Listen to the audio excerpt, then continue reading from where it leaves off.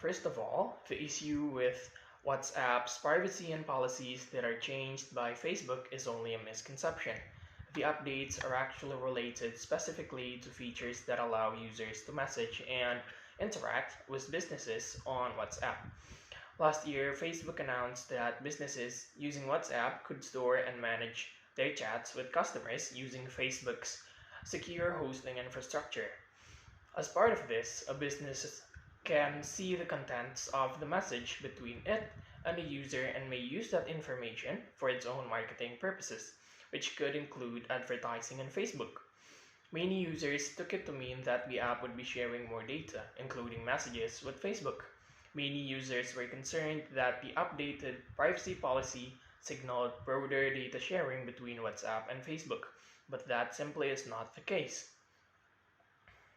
Since 2016, WhatsApp has shared certain data with Facebook, such as your phone number. But the contents of messages cannot be viewed either by WhatsApp nor Facebook. That's because they are encrypted, and that is not changing. In terms of competition, in my opinion, it is better to join forces and work together because you will simply be able to access more resources and also save a lot of time.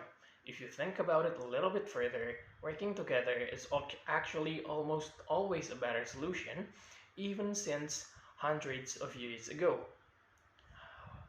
Let's say when there are two kingdoms, which one do you think it's better? For them to work together or for them to compete freely?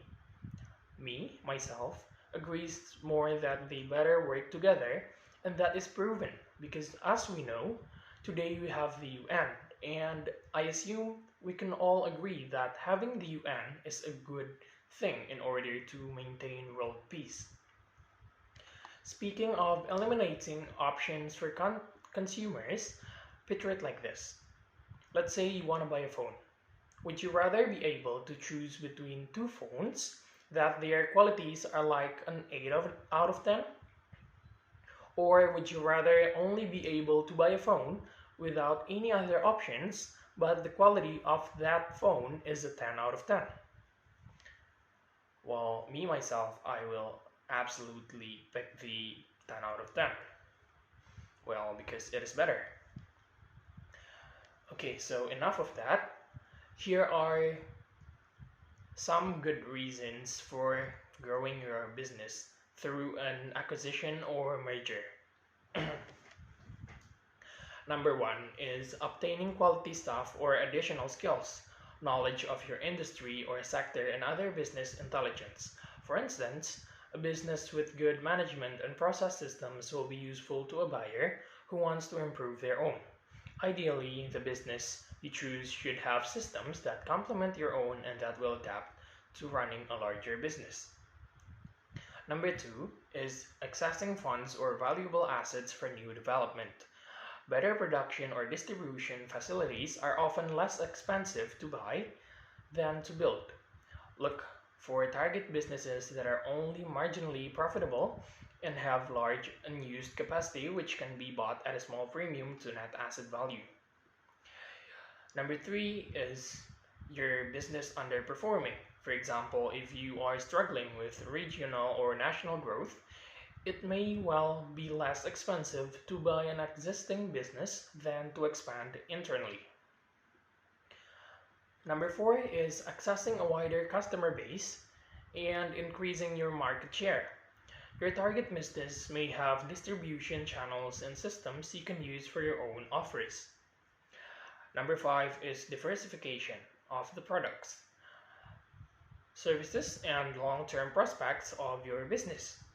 A target business may be able to offer you products or services which you can sell through your own distribution channels.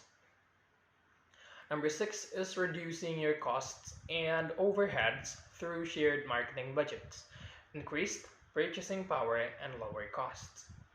Number seven is reducing competition. Buying up new intellectual property, products, or services may be cheaper than developing these yourself. And number eight is organic growth. For example, the existing business plan for growth needs to be accelerated. Business in the same sector or location can combine resources to reduce costs, eliminate duplicated facilities or departments, and increase revenue. This is why mergers and acquisitions should not be a regret and should keep on going.